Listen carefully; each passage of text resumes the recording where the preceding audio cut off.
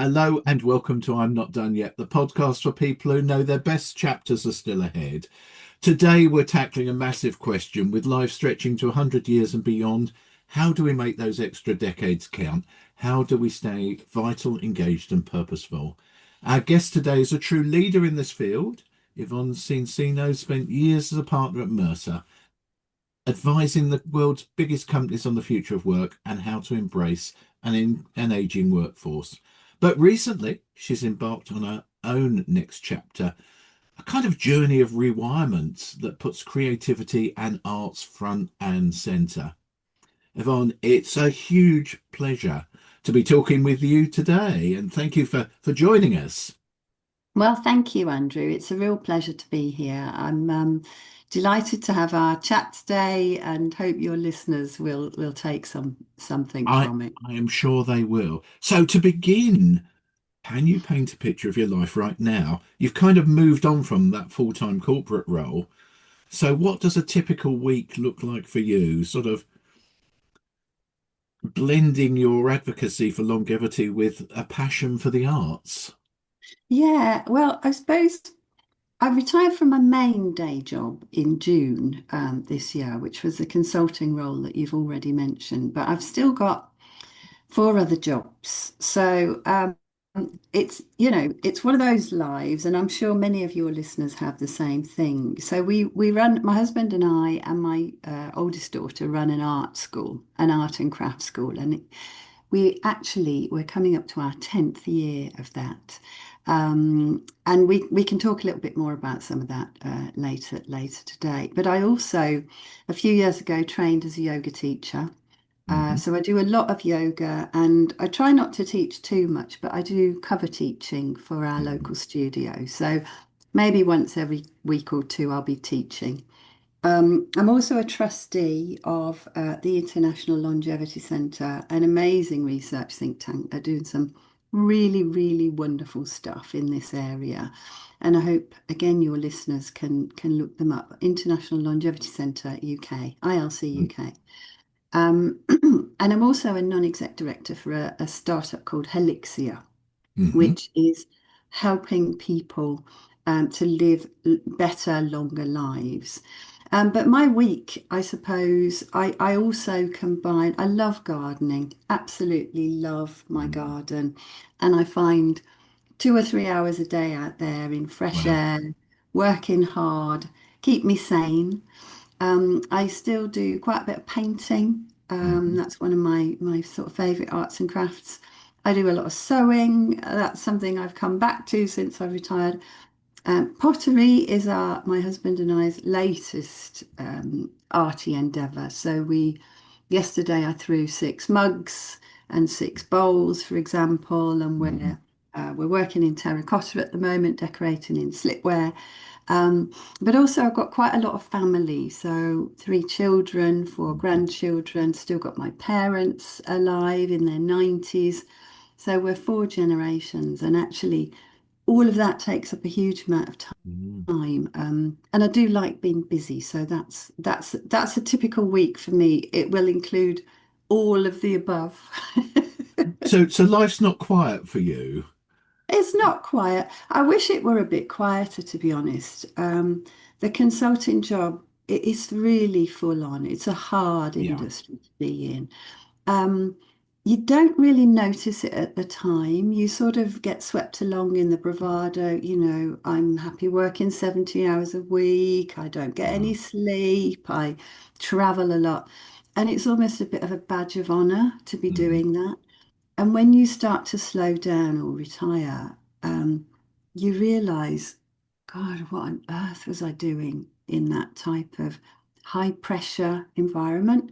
And I consulted on retirement and health and well-being, for goodness sake. So I should have known Mhm. better. And I think I did. Towards the end, I was starting to realize this lifestyle is tough on the Mhm. body. So yeah, slowing down. And now I've sort of gone to the opposite extreme, I suppose, from that. Mhm. I really want to make days where there's nothing on the calendar so that I can find a rhythm what will I do when I have nothing on the calendar? Yes. And I find plenty, and I want more of those days ahead. No, it certainly sounds like it. Before we go deeper into your journey, yeah, I'd like to sort of roll back a bit because, for us indies, there's a really interesting bit there because you've been consulting in longevity. What kind of got you into that in the first place? Well, it was about, I suppose, 15, 16 years ago in the UK. They abolished the default retirement age. So instead of making people retire at 65, they removed that altogether and Hmm. let people, do their Yeah. own thing. And that had massive implications for workforces because as an employer, you need a bit of certainty as to Mm. what the succession plan is in your workforce. You need to know that at a certain age, people can move on to something else, and you've sort of got a lever. You can make them move on. Mm. So removing that lever ended up with quite a lot of challenges for companies because some of them were thinking, well, hang on, if I can't make that person retire, where do I stand if they can't do their job well enough in the future?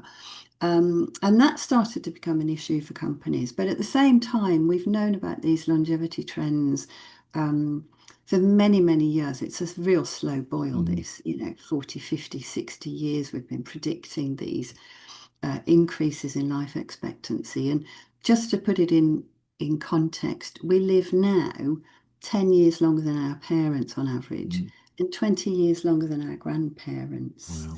So that nice little nugget of data sort of Mm. makes it real for people.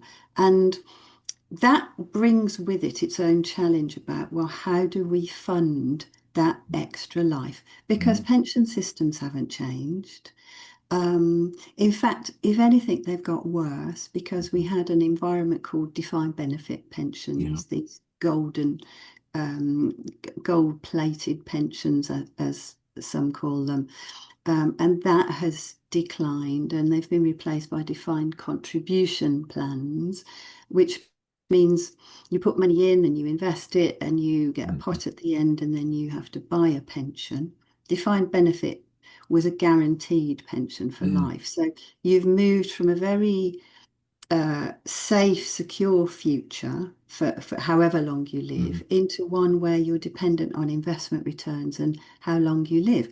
And so those things combined, this uncertainty for employers about they can't retire you, this Mm. increased Mm. life expectancy and how you fund it in this poorer investment, poorer protection pension system, led to these massive workforce challenges. And I just found it fascinating as to Mm. what was going to happen. So I started researching it, looked at trends across the world. Mm. It's happening right across the world, apart from those developing nations which still have very high birth rates. Mm. But in developed nations like ours, we have low birth rates as well. Birth rates are shrinking. So at the same time as us living longer, birth rates are shrinking. So basically, that's pushing the whole age of the population up. And I'm sure you and your readers, listeners, all know all of this.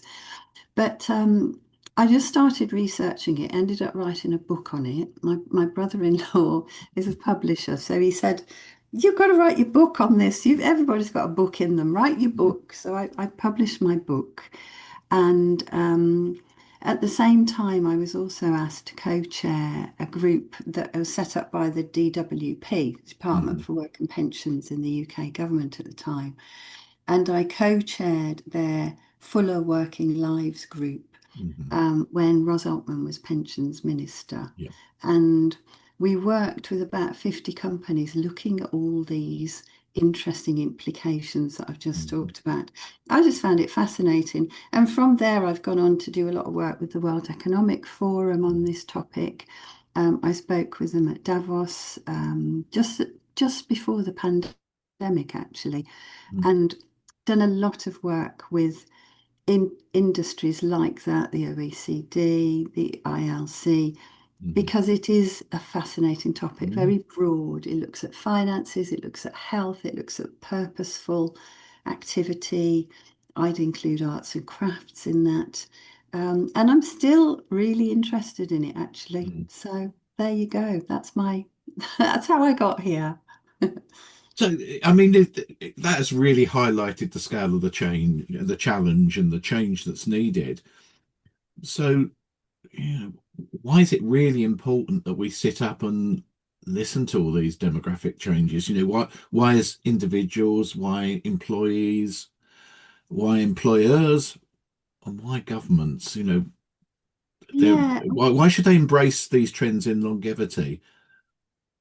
they it is um, a multi-sphere area. I don't Mhm. think any of those groups you just mentioned can fix it on their own. No. I think governments have got a big part to play purely because of the economic impact.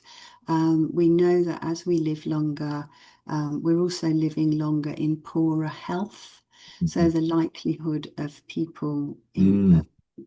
becoming sick and requiring medical care is increasing. We know that as people live longer, that's putting massive pressure on the public pension system. Hence, the government have had to raise the retirement age and likely to have to do it again. Mhm. You look at some countries, I think the retirement age in Denmark now is 72, and Wow. that reflects the actual economics Yeah. of the life expectancy in Denmark and the people paying into the system. So governments have got a massive uh, necessity to look at this Mm. because of that economic impact. I'm going to throw one more bit of data at you here, Oh, good. and I'm going to use a report that the ILC have recently Mm. published. If we could increase the employment rate of the 50 to 64-year-old age group, Mm. because as we get older, we often fall out of the workforce Mm. as well Mm. for all sorts of reasons. Some employers want to get rid of what they call their dead weight, their older Mm. Yeah. workers. It's not very nice. No. Some people have to do caring responsibilities. I took some time off last year to Mm. care for my mum with cancer and my son-in-law with cancer, for example. But if we could increase the employment rate of the 50 to 64-year-olds Mm. to the same employment levels as the other age Yeah. groups, we would unlock £109 billion in economic output. So that's the government Yeah. argument. Yeah. For employers, the big deal for them is labour shortages. And Mm. we touched on these lower birth rates earlier.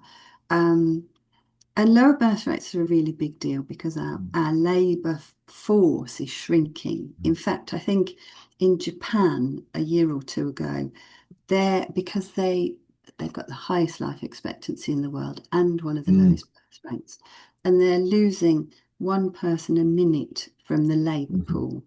So labour pools are shrinking. So employers have got to hang on to labour Yeah. or replace everybody with AI. And whilst there's some of that going on, the net impact, depending on what reports you read, are that we still need quite a lot of people, and it's AI is not going to replace every job. So employers have got to keep labour in the workforce, and many of the companies I was advising are doing that by looking at facilitating flexible retirement. So, as I explained my journey, I gave up my full-time day job, but I'd already started reducing my hours in that full-time day job the last couple of years. And that is a lovely way into retirement. It enabled me to work an extra few years at a lower rate. Um, but keeping labour in the workforce is really imperative for employers. And for individuals, for all the things we've talked about, it's that funding our longer life Mm. and keeping healthy. I think they're the main imperatives I would share. I'd like to explore this a little bit further in that one of the biggest problems that we get in the indie community is people cannot get jobs. They Yeah. hit their mid 50s and certainly in their 60s. and we get a lot of reports that they're just not being looked at. What do you Yeah. think is going on there? Are we not making progress, or what's happening? It's it's really sad, isn't it? And it's the reality as well. And I've been lobbying our government on this for many, many years, and governments around the world, and the World Economic Forum are lobbying as well, OECD, ILC. We're all lobbying and trying to create this business case. And as I've just explained, Mm. unlocking £109 billion right Yeah, now might be more sensible than I don't know, what are we throwing money into? We, all sorts of things. I won't get into politics, but unlocking that sort of money yeah, by increasing that age group in the population would be quite handy to have. And that report is pretty new, although the messages have been brewing and bubbling for some years. So I think those stronger messages will will support our cause here. But I have tremendous sympathy for the indie community who have started to fall out of the workplace. Um, it worried me as well. I think that's why I left it so long to retire from the day job, because I thought, well, if I fall out of the workplace, will I ever get back in? Um, Now I'm out of the workplace, I'm thinking, well, actually, it's quite nice to sort of live to my means, as it were. So all sorts of things need to be scaled down. Now I don't have a yeah, yeah. consulting salary. Um, and I know that's not the answer for everybody, but there are some enlightened employers. Hospitality industry, certainly, they see tremendous value Hmm. in their reliability, um, and the good customer service they find from this older worker Yeah, community. So I think let's try and get more enlightened mm, industries. But it must be pretty depressing to be searching for jobs and keep finding refusals. But certainly looking at those sort of industries, new industries. I mean, hospitality is a bit of fun, you know. yeah, I was a waitress, that's where I met my husband many years ago. We used to have a bit of fun. mm, Back in those days, getting out and doing that sort of job can create a social environment, a new community of support, as well as a bit of income and purposeful work too. so it's not all doom and despair. There is some good stuff out there. I mean, I'm just kind of interested to explore. Are there some companies who you would say have really got it? Are there some quite interesting wins out there? There are companies that are doing more. And I won't name too many names because it's things are happening quite quickly at the Yeah. moment. But I think the fundamental things that companies are doing better is this whole concept of flexible retirement. So I would say if you are out there and looking for a job, it could be worth asking those questions up front. What sort of programs have you got around flexible working? Mm, Doesn't have to be flexible retirement, because in my view, flexible working mm, just goes on and on and on and on. mm, It doesn't have to end. You can flexibly work mm, forever if you want to. mm.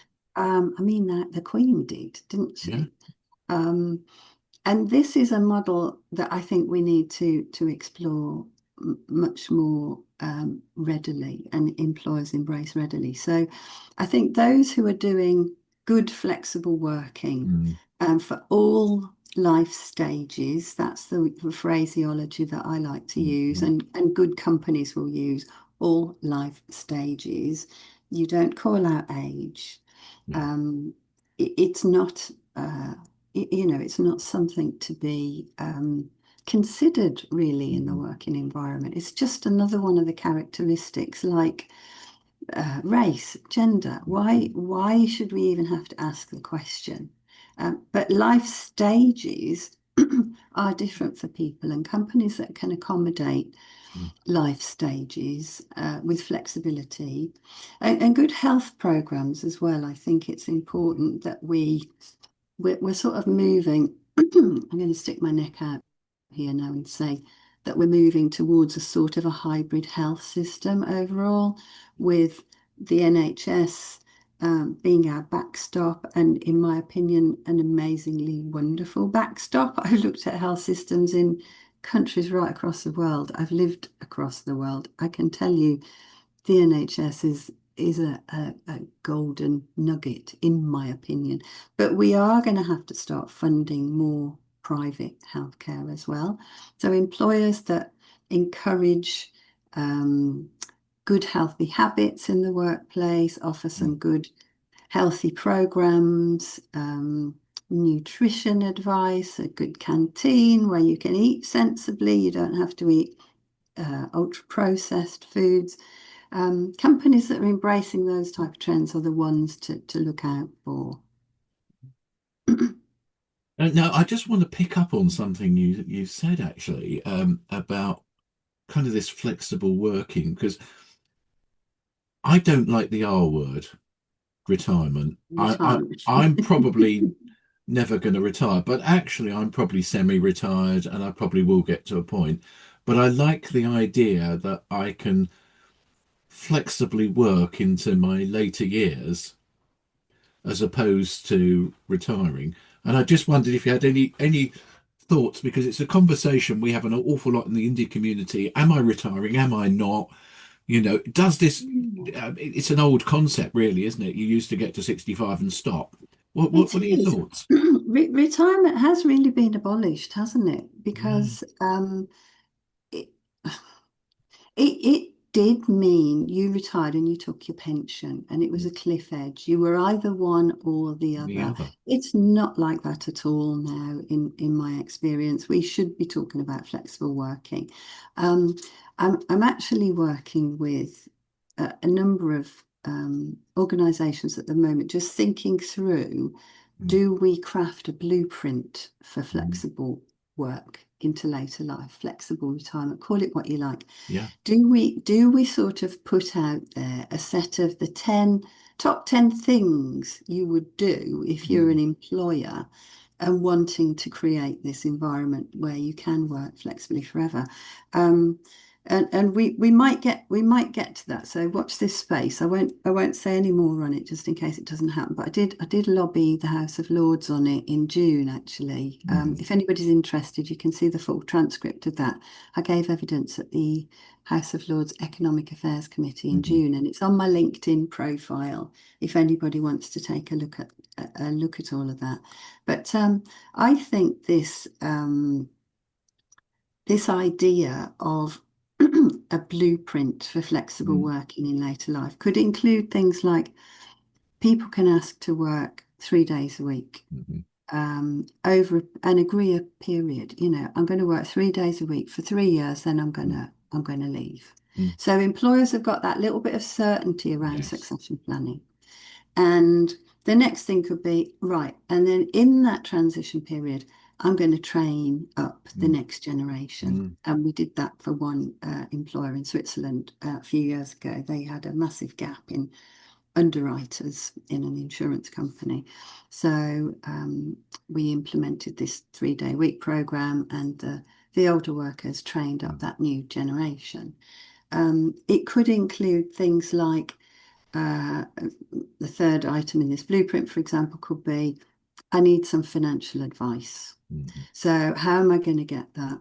And subsidizing financial advice, helping people understand how much they've got, how long it's going to Mhm. last.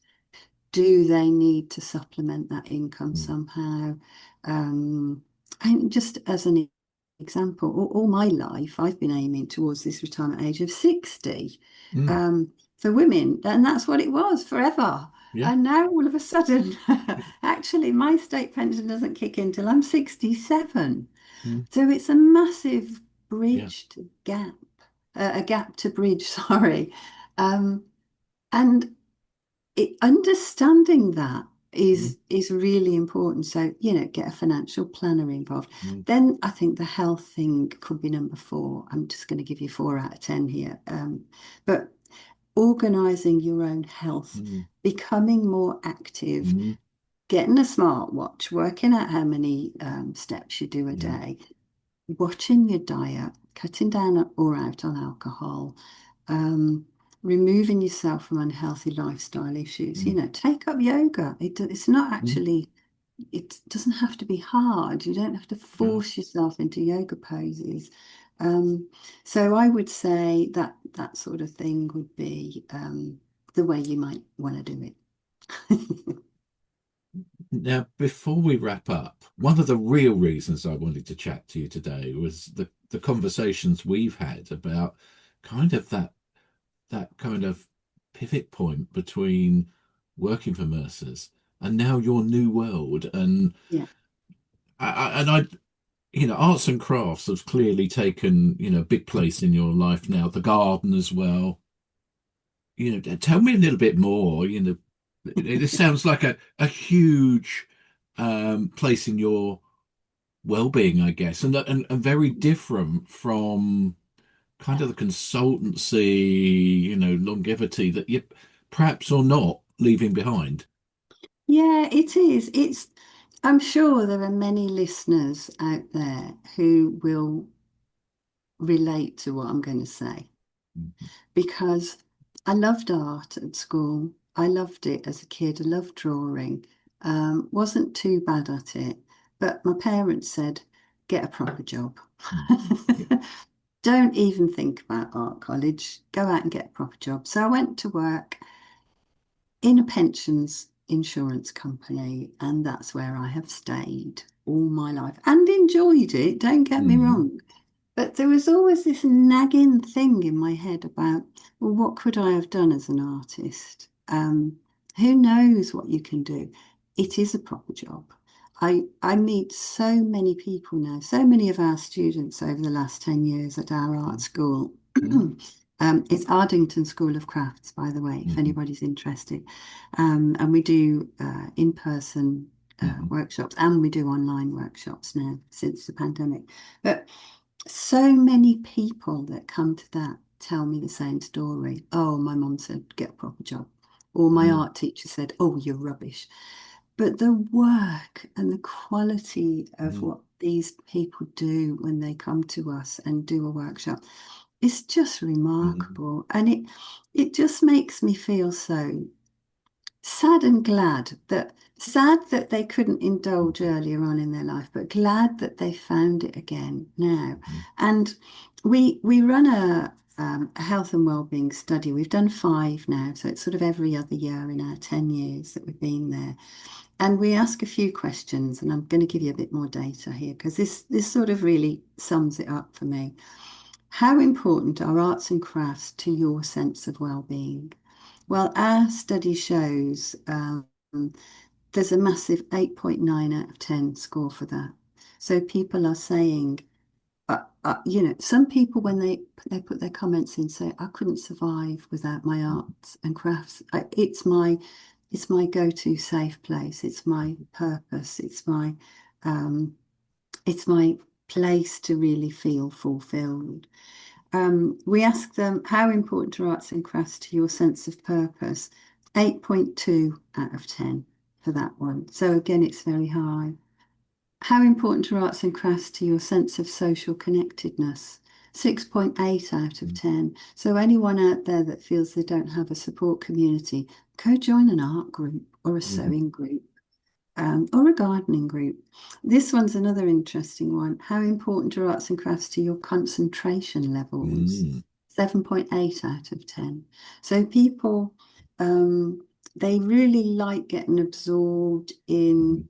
the process of a painting or Mm. calligraphy or spoon carving or tapestry or weaving or printing. Um, Amazing. And just to the last one on that, how important are arts and crafts to maintaining good health and activity levels? 7.7 out of 10. Mhm. So it's pretty high. And when I was doing all this research for the book, it turns out the world's super aged nations like Japan, like Korea, Mm. so many of their really super aged population are artists. Mm. They either draw or they sculpt or they're musicians. So it clearly does have a beneficial effect on your overall well-being, both mentally and physically. So it's super important, I think. But I just love it. I just love being able to get stuck into something and not be afraid to fail. I'm not Mhm. worried that I'll be told to get a proper job. I'm not worried about Yeah. what my art teacher says. It's you do it for yourself at our age. You do it for the pure pleasure of creating, whether you make a mess, whether you hang it on the wall, whether you Mhm. exhibit it. It's oh, it's just that I love it, love it, love it, love It sounds like it. a just do it message there. Oh, it is a totally just do it message. There's nothing to stop you. Some of these online courses now, I mean, you can look it up on YouTube. You can learn how to write italics on YouTube. You can learn so much from them. So it's not exactly inaccessible for Mhm. people who don't have enough money to sort of go in person. Um, but the people who still come to us in person, because we've got this, my daughter runs all our online Mhm. programs and she has a massive following and she's doing really, really well. But there's still a lot of people who say, no, no, no, I don't want to learn online. I want to be in a Yeah. room with other people who do this stuff. I want to see what they do. I want to Mhm. talk to them. I want to learn that extra little bit of detail. Um, so those it is a little bit more expensive to find those, but a weekly art group at your local village hall, they're not expensive to join. And I'm a real big advocate. So yes, yes, please. And we know that isolation can be a big problem as you get older. So Yeah. having that community is really important. Yeah, it is. It is. It's absolutely important. And even if that community is online, because a lot of our online students have, well, many of them have some sort of disability. They Mhm. can't necessarily access on site, or they're in a remote area of the Mhm. country and they can't Yeah. get to you, or they or they do have issues and challenges with being with Mhm. people. So even just a small online community, Mm. learning how to lino print, and chatting amongst Yeah. each other and chatting with the tutor, even that can be a big support help. We know that from our health and wellbeing study. So this has been an absolutely enlightening and a lovely chat. I'm going to invite you now. Have you got any advice that you'd have for anyone listening who plans to retire or not, or flexibly work, or just wants to live a good life? Yeah, I've got three thoughts. And I gave this a lot of thought when I actually left my main day job. Mm. Um, and this was the advice I was given, and I'm sticking with it because I think it's still relevant. Number one, get a life. So all the things I've talked about, the my side hustle, my Yeah, yoga, my yeah, trustee role, my Ned role, gardening, painting. That's my life, and I yeah, got that life and family. So get that underway. yeah. Don't, if you think, my life my work defines me. Mm. That's not what I mean by get a life. It's get a life outside of work. Number two would be get a plan, and that's a financial plan. Yeah. It made a massive difference to me having a proper financial planner look at my situation, do a cash flow plan, and say, go, Yvonne, it's time. It's time. Just get out there and go. This is what your new income will look like. um, just get on and do it. And I feel I've got so much certainty and it's a lot of comfort having that financial plan. So get a plan. And then the third one is get fit. Yes. So that healthy aspect, I think is just so important. So many of these conditions that we suffer in older ages are lifestyle Mm. related. So I'm a big believer in healthy eating, Mhm. healthy activity, the gardening, the yoga, etc. And also another piece of research to take a look at, ILC are launching their new UK Health Index. Mhm. I think the public launch is 3rd of November.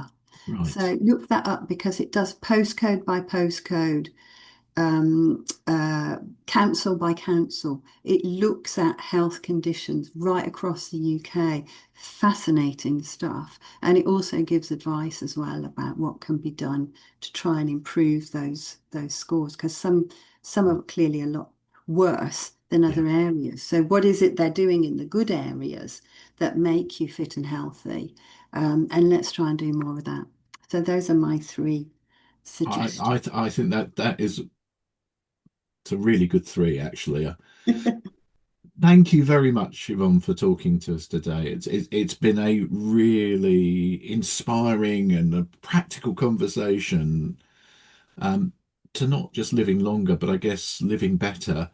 If people wanted to get in contact with you, particularly regarding the online arts or even the Arlington Arts Centre, what will be the best way to do it?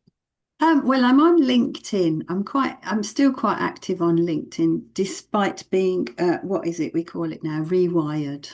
And I don't know. I'm still struggling for a name for it myself.